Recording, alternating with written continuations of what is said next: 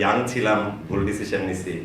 আমি চাই আবার পরিবারটার সাথে থাকতে, অমিবার সাথে কথা বলার দেন। কেন যে দূরে ছিলাম, হারায় যাওয়া সন্তানটা তার পরিবারকে আরো বেশি মিস করে। আমার একটা বড় মনে হয় না 5 বছর পরে আমি এই মানুষগুলোর সাথে অ্যাক্টিং করতেছি। আমি এই পরিবারে এসেছি আজীবন থেকে যাওয়ার জন্য। আসসালামু আলাইকুম সবাইকে। সবাইকে রোজার মাসের শুভেচ্ছা এবং আমার মনের ভেতর থেকে ভালোবাসা জানাই। আমি অনেক কথা বলা মানুষ, অনেক দ্রুত অনেক কথা বলার কারণে ইউটিউবার থেকে টিভি অ্যাক্টর এই সেই। আজকে আসলে হার্টবিটটা অন্যরকম ভাবে পাম্প করতেছে। অনেক কথা বলতে ইচ্ছা হচ্ছে কিন্তু বেশি সময় নিতে চাই না। আর এখানে দাঁড়ায় থাকার পেছনে আসলে ফুল ফ্যামিলিটাই তো অবদান আছেই, কিন্তু আমার বন্ধু নেহাল, অফ স্ক্রিন আমার তসিফ মাহবুব ভাই, তার অনেক বড় অবদান আছে আসলে। উনি শুটিং করতে যখন আসে 5 মাস আগে জয়েন করে, শুটিং চলা অবস্থায় আমাকে হোয়াটসঅ্যাপে নক দেয় যে মিস ইউ ভাই, কই আপনি? আমরা দুজনই সমবয়সী, দুজনকে ভাই ডাকি, আপনি করে বলি, আরেক ভালোবাসা এটা। আমি বললাম ভাই আমিও তো আসলে মিস করতেছি। তো এখান থেকে কথা শুরু আর কি। আমি বললাম যে ইয়াং ছিলাম, ভুল ডিসিশন নিছি, আমি চাই আবার পরিবারটার সাথে থাকতে, অমিবার সাথে কথা বলার দেন। তো ভাইয়া থ্যাংক ইউ, আর অমি ভাইকে তো অবশ্যই থ্যাঙ্কস। বুকে জড়া ধরার পরে আসলে মানে মনে হচ্ছে যে এই পরিবারেই তো ছিলাম, কেন যে দূরে ছিলাম। হারায় যাওয়া সন্তানটা তার পরিবারকে আরো বেশি মিস করে, কারণ সে তো 5 জনকে মিস করতেছে আসলে।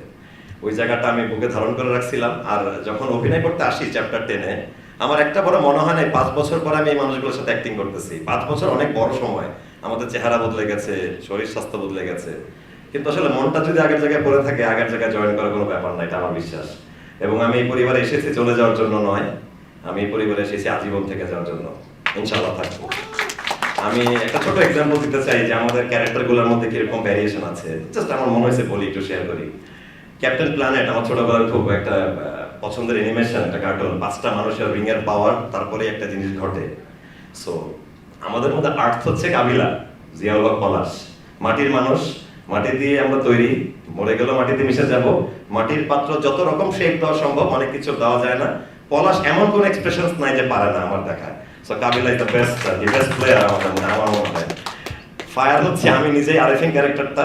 এটা হচ্ছে ওই হটনেসের ফায়ার না, এই ফায়ারটা আসলে একটা ব্রোকেন ফ্যামিলির ছেলের মনের ভিতরের আগুন এবং ভালোবাসা না পাওয়ার যে কষ্ট, সেই আগুনটার কারণে আমি ফায়ার নিজেকে বললাম। তারপরে উইন্ড, নেহাল, তসিফ ভাই।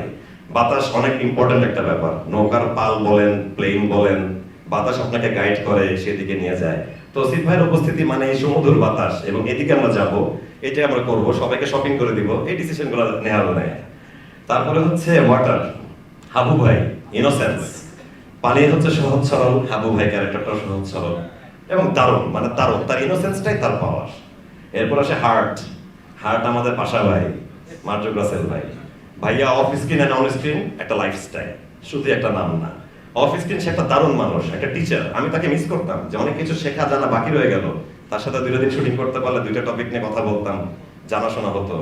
মার্জুক রাসেল ভাই অন স্ক্রিন আন্ডারওয়ার্ল্ডেরও একটা অরা তৈরি করে রাখছে। সো ওইটাও একটা ব্যাপার, ওটা একটা লাইফস্টাইল।